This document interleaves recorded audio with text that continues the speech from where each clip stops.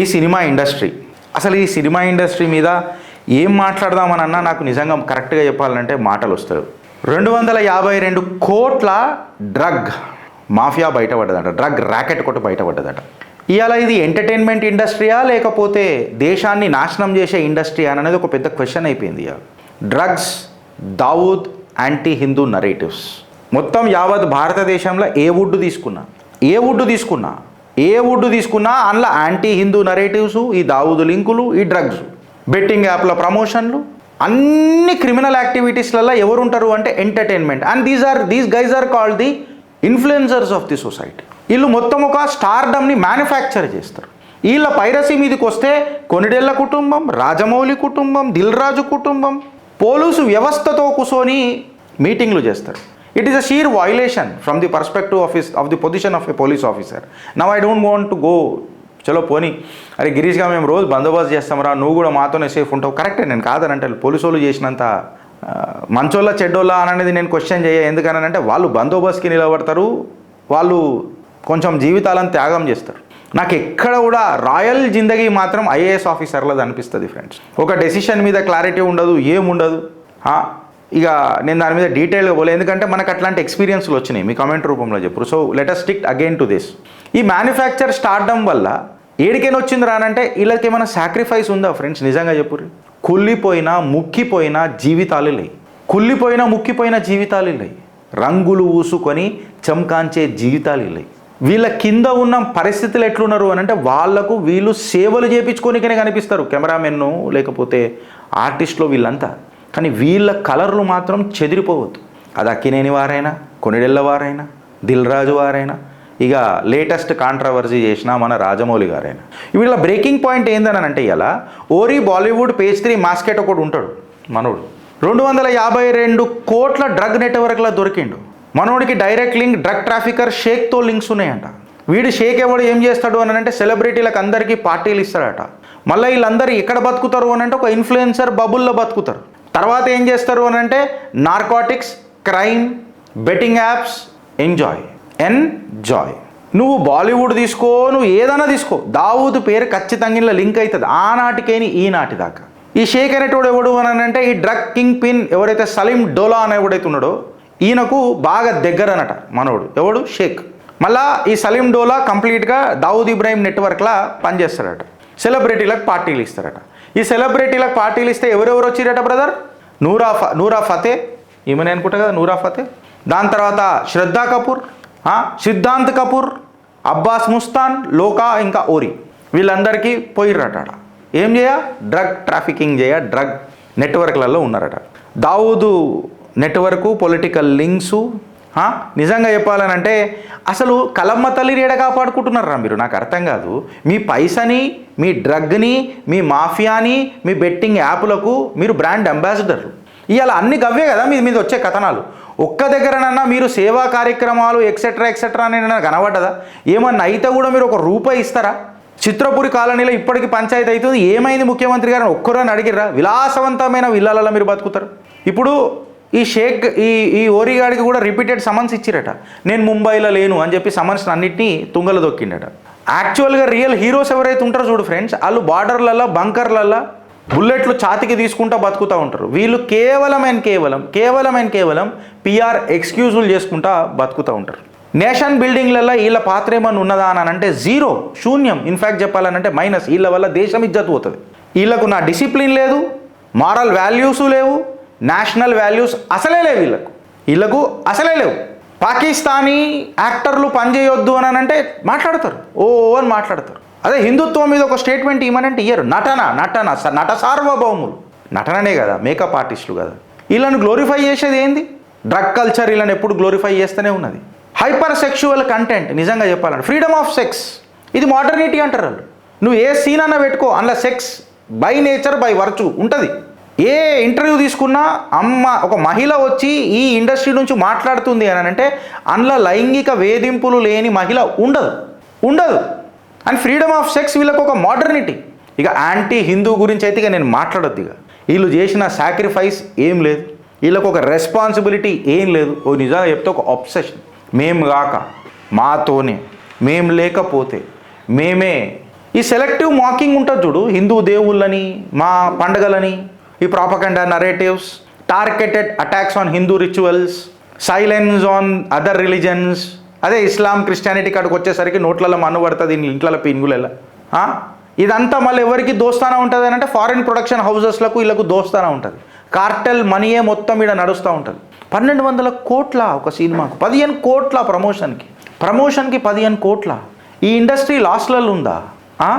98% మందిని చూపుతారు, మళ్ళీ ప్రాఫిట్లు వచ్చినప్పుడు, బాక్స్ ఆఫీస్ కలెక్షన్లు వచ్చినప్పుడు మళ్ళీ దాంతో ఒక ఫంక్షన్. వీళ్ళు పైసా అంతా ఎట్లా సంపాదిస్తున్నారు అంటే డ్రగ్ కార్టర్లు, బెట్టింగ్ యాప్లు, ఇంకా కరెక్ట్గా చెప్పాలంటే యాంటీ హిందూ నరేటివ్లు. యాంటీ హిందూ నరేటివ్లు అని మళ్ళీ ఎందుకు మాట్లాడుతున్నాం గిరీషు? మళ్ళీ రాజమౌళి తీసుకొస్తావా అని అంటే నేను రోజు తీసుకొస్తా. రాజమౌళి నువ్వు క్షమాపణ చెప్పేదాకా నేను తీసుకుంటూనే ఉంటా ఈ టాపిక్. నీకు విసిగెక్కాలా, జనాలకు విసిగెక్కాలా, కానీ నేను ఈ టాపిక్ తీసుకుంటూనే ఉంటా. Because I admired you, indirectly I was a fan of you. నిన్ను నమ్మినాం, మోసం చేసేటోనన్న నమ్ముతాం, కానీ వెన్నుపోటు ఓడిచేటోని అయితే అసలే నమ్మం మేము. కరెక్టా రాంగా ఫ్రెండ్స్? మీ కమెంట్ రూపంలో చెప్పుంటే. నిన్నెవరోనట తిరుపతి ప్రసాదం దగ్గర సిగ్గు శరాలు ఉండాలి అలా నోట్లలో మా అన్నవాడ. సిగ్గు మహిళ అని కూడా చూస్తలేను ఇప్పుడు నేను. ప్రసాదం దగ్గర మనం బిచ్చం ఎత్తుకుంటా అంటే మీ బిచ్చం మొక్కాలే కదా మేబీ. ఇలా ప్రసాదం కూడా పెట్టొద్దు ఫ్రెండ్స్ గుళ్ళల్లో. ఇలా ప్రసాదాలు కూడా పెట్టొద్దు గుళ్ళల్లో, ఎంట్రీలు ఇవ్వద్దు తీసుకుంటోళ్ళకు. నేను అలా పేరెందుకు తీసుకుంటలేదు కదా తెలుసా? గడ్డితో సమానం ఇల్లు మనకు, ఎండిపోయిన గడ్లిల్లు. అది ఎండిపోయిన గడ్డే ఉంటుంది కానీ బగ్గుమని అంటుకుంటుంది మంట. వీళ్ళు మంట పెడుతున్నారు. స్కిన్ షో తప్ప ఏం లేదు. ఈ ఇండస్ట్రీ మొత్తం మీరు చూడండి ఫ్రెండ్స్, డ్రగ్ ఆఖరికి పవిత్ర పావనమైన సంబంధాలు, ప్రెగ్నెన్సీ వస్తే మనం శ్రీమంతాలు చూసినాం, మహిళలకు ఒక గౌరవం ఇచ్చే వీళ్ళు ఫోటోషూట్లు చేస్తారు, అట్లా కూడా పైసలు. ఈ బిచ్చ ప్రసాదాల గురించి మాట్లాడిరు చూడు, చిల్లరన జర ఏంటంటే మహిళ వైపోయినావు నువ్వు, జర అందుకే జర నోట్ కంట్రోల్లో పెట్టుకుంటున్నా గంతే, ఇంకేం లేదు. నువ్వేమేమి ఊహించుకుంటున్నావు అవన్నీ తగులుతున్నాయి. నేను అంటున్నా కూడా మాటలు చెప్తున్నాయి కానీ క్లియర్ కట్. ఫిజికల్గా నేను మాట్లాడలేకపోతున్నా, యాక్చువల్గా రియల్గా సిగ్గుశరం ఏమన్నా. ప్రసాదం బిచ్చమన్నప్పుడు ఎందుకు తింటారు మళ్ళీ మీరు? బిచ్చ బతుకులు మేవి, బెట్టింగ్ యాప్లు ప్రమోట్ చేసే బిచ్చ బతుకులు మేవి, తోలు చూపించుకొని బతికే బిచ్చ బతుకులు మేవి. మేకప్ లేకపోతే మిమ్మల్ని చూడలేరు, అసుంటి ముఖాలు మేవి. ఇవాళ మీరు యాంటీ హిందూ నరేటివ్లు వీళ్ళు మాట్లాడతారు. ఫోటోషూట్ల కోసం పోయినా, అవును సిగ్గు తప్పిన అలా ఇక వస్తున్నాయి నాకు కానీ జర ఏందది? బిచ్చపోళ్ళకు ప్రసాదం ఏందది? అడుక్కుంటున్నామట. అడల్ట్ కంటెంటే ఇలా ఆ షోలు చూడు నువ్వు, ఎక్స్ట్రా జబర్దస్త్ అంతా అడల్ట్ కంటెంట్ తప్ప ఇంకేమున్నది? వీళ్ళు మళ్ళీ నిలబడి అద్ది ఓడు మున్నటిదాకా ఆడికి ₹1 లేకుండే, ఆడో పెద్ద మాటలు మాట్లాడుతుంటాడు, హైపర్ టెన్షన్ ఉన్నోడు అని పేర్లోనే ఉంటుంది అది. ఇవాళ గూసీ షర్ట్లు వేసుకొని మాట్లాడుతున్నాడు, ఆడు చూపించుకుంటున్నాడు చూడు మేము ఇట్లనే ఉంటామని. నీకు అర్థమైతలేదు బ్రదర్ అది. నిన్న ఒక ఫస్ట్ ఎపిసోడే చూసిన, ఫ్యామిలీ మ్యాన్ 3 అంట. నాకు ఒళ్ళు మండింది, ఫస్ట్ ఎపిసోడ్కే మండింది ఒళ్ళు, తీసి పడుతో బినిగా. అందులో అసలు ఆ ఫ్యామిలీ మ్యాన్ మనోజ్ బాజ్పేయి అనుకుంటా, మనోజ్ బాజ్పేయినా ఫ్యామిలీ మ్యాన్ 3లో క్యాస్ట్లో కొట్టు, ఆయన పేరు మనోజ్ బాజ్పేయి అనుకుంటా. One of the must actor ఆయన. అంటే వీళ్ళు తెలిసి చేస్తారా తెలియక ఇప్పుడు వాళ్ళ ఇంట్లో గృహప్రవేశం అవుతుంటుంది, ఆ సీన్లో కూర్చుంటారు, పూజ చేస్తుంటారు. ప్రియమణి ఆయన సతీమణి ఆ క్యారెక్టర్లో, సూచి ఆమె పేరు. ఈడ శ్రీకాంత్ అని మనోడి పేరు, మనోజ్ బాజ్పేయి పేరు అని, మనోజ్ బాజ్పేయి అనుకుంటా. ఆయనేనా? మనోజ్ బాజ్పేయినా? మనోజేనా? మనోజ్ బాజ్పేయి. శ్రీకాంత్ ఒక intelligence officer character role play చేస్తుంటాడు. ఆయన ఇంటి గృహప్రవేశం అవుతుంటే వేద పండితులు మంత్రాలు చదవమంటుంటారు. నేను ఇవన్నీ మంత్రాలు చదవా, నాకు అంత ఓపిక లేదు, నేను మమ అని అనేస్తానంటే ఎందుకు డిస్ప్లే చేయాలి అది? నువ్వు నమాజ్ చదివేటప్పుడు నాకు ఓపిక లేదని చూపెట్టగలుగుతున్నావా? నువ్వు ప్రేయర్ చేసేటప్పుడు, ప్రార్థన చేసేటప్పుడు చర్చిలలో నాకు ఓపిక లేదని చూపిస్తున్నావా? ఇదే మా హిందువులలో ఎందుకు వస్తుంది అని అంట. Is that a cool guy? Is this a cool sense? నువ్వు ఎందుకు చూపిస్తావు అని అంట. ఉండొచ్చురా భయ్, నేను సైకో, ఓకే సైకోరా భయ్, మేము సైకోలమే కాదని అంటలేము, బట్ మా దగ్గరనే ఎందుకు హేళన అంటున్నా. నువ్వు కలెక్ట్గా చేస్తే నాకు ఈ ఇబ్బంది ఉండదురా. ఆ ఫస్ట్ సిరీసే నాకు ప్రాబ్లం అయింది. ఇక నేను చూడా మండుతుంది నాకు కొన్ని విషయాలలో. ఇదే రాజమౌళి వెనకటికి ఎన్టీఆర్ని పెట్టి ఒక సినిమా తీసినప్పుడు దొంగయ్యమనట. ఓడ్రా దొంగ, నువ్వు దొంగరా, దొంగయ్యమనట. ఈడ ఈ ఆరోగెన్స్ మళ్ళా దానికి పూరి జగన్నాథ ఎవరు డైరెక్టర్ అనుకుంటా, నాకు పూరి జగన్నాథ్ ఎవరో పేరు తెలియదు, రాజమౌళి గారికి సపోర్ట్ చేసుకుంటే ఏదో మాట్లాడతాడు. అంటే ఇలా మాది మేము బతకలేమా? నువ్వు బతుకు, సావు, బురదల పడి దొర్లు, పీతి ముల్తాన మట్టి లెక్క మొత్తం పెట్టుకో, రాసుకో, ఒకరొకరు ఎరిగి రుద్దుకో. ఓడొద్దనన్నాడు. నువ్వు ఏదైనా చేసుకో, నువ్వు నా దగ్గరికి రాకని అంటున్నా. నేను నీ దగ్గరికి ఎందుకు వస్తా?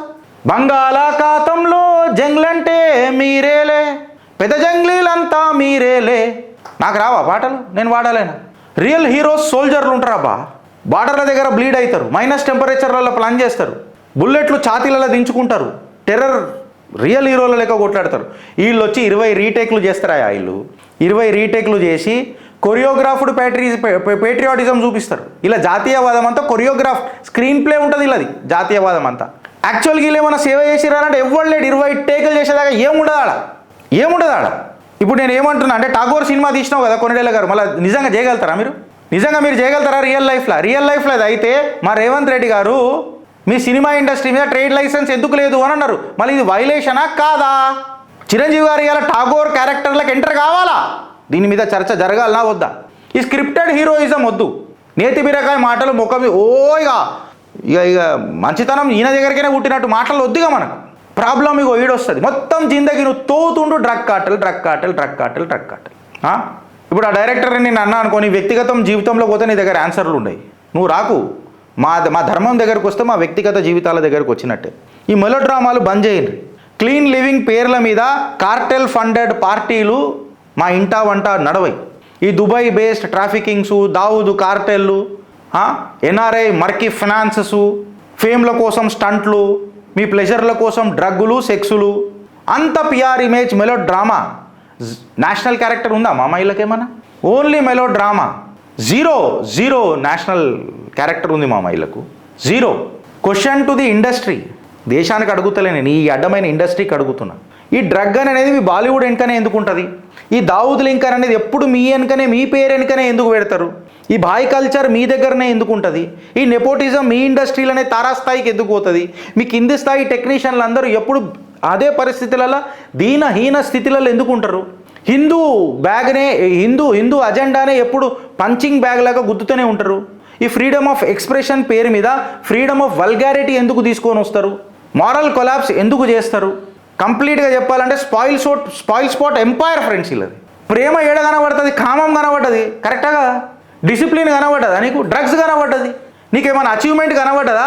అహంకారం కనబడుతుంది. మళ్ళీ మేకప్ వేసుకుంటే తప్ప అందగాళ్ళు గారిళ్ళు. మళ్ళీ మనస్సు అందంగా ఉండాలా అని మాట్లాడతారు వీళ్ళు. వాల్యూస్ ఉన్నాయా? కేవలం పిఆర్ ప్రాపగండా. ఓడోడో కమెంట్ పెట్టిండు, ఈ నోట్లనా తీస్తా నా కొడక. పొద్దున చెప్తున్నా, నాకు ఆ హీరో అంటే ఇష్టం, ఓపెనే చెప్తున్నా. Non controversial hero. నేను ఇప్పుడు ఆ హీరో పేరు తీస్తలేను, నేను రాజమౌళినే అంటున్నా. నువ్వు ఫలానా ఈ హీరోని అన్నావు అంటే 4వ యుద్ధం. నీ అయ్య కోసం కొట్లాడరా చిల్లరగా, నీ తల్లిదండ్రుల కోసం కొట్లాడరా చిల్లరగా, నీ దేశాని కోసం కొట్లాడరా చిల్లరనా. ఇక మళ్ళీ నాకు వస్తాయి 4వ యుద్ధం అవుతాయట. నీ అయ్య కుషి పడతాడు ఫాల్తుగా. ఇంకొకళ్ళు పెట్టిరు, చాలా నీట్గా పెట్టిండు. నేను కూడా నీట్గా కమెంట్ ఇచ్చిన. ఓకే, నువ్వు చెప్పింది కరెక్టే, కానీ ఇంత వాయిస్ ఎందుకు అని అన్నాడు. ఓకే, మీరు చెప్పింది కూడా నాకు నచ్చింది, కానీ ఇంత స్లో ఎందుకు అనంట. స్లో మాట్లాడడం ఎందుకు అంట. అంటే ఇక నేను నా నేచర్ కూడా మీరే డిసైడ్ చేస్తారా? అభిమానం పెట్టుకోర్రా నాయన. ఈ వ్యక్తిగత భజన ఏందనంట. వ్యక్తిగత భజన. రెస్పాన్సిబిలిటీ చెప్పుర్రా అంటే విక్టిమ్హుడ్ చూపిస్తారు. ఈకో సిస్టమ్కి వీళ్ళు నిజంగా చెప్పాలంటే విడాకులు ఇచ్చిర్రు. మళ్ళీ భారత్ సివిలైజేషనల్ రూట్స్ అని చెప్పి మాట్లాడతారు. త్రేతాయుగం 7200 BC. కంప్లీట్గా మన సనాతన ధర్మ ఈకో సిస్టమ్కి వీళ్ళు డైవర్స్ ఇచ్చేసారు ఎప్పుడు. మళ్ళా సివిలైజేషనల్ రూట్స్ అని మాట్లాడతారు. ఈ రాజమౌళి గురించి మనం చూసినాం అనుకో, ఇప్పుడు వీళ్ళిద్దరు కలిసి దోస్తులు లెక్కుంటే ఆనాడు ఎట్లుంటుండే అంటే, ఇప్పుడు ఈ మనోడు ఎట్లా మాట్లాడతారు తెలుసా? దుర్యోధనుడు యుధిష్ఠరుడు దోస్తులు అయిపోయినట్టే మహాభారతం ఉండదు. అది నా స్టోరీ. మీరు సినిమా లెక్క చూడుండ్రు అని అంటాడు. నాకు ఒకటి వచ్చింది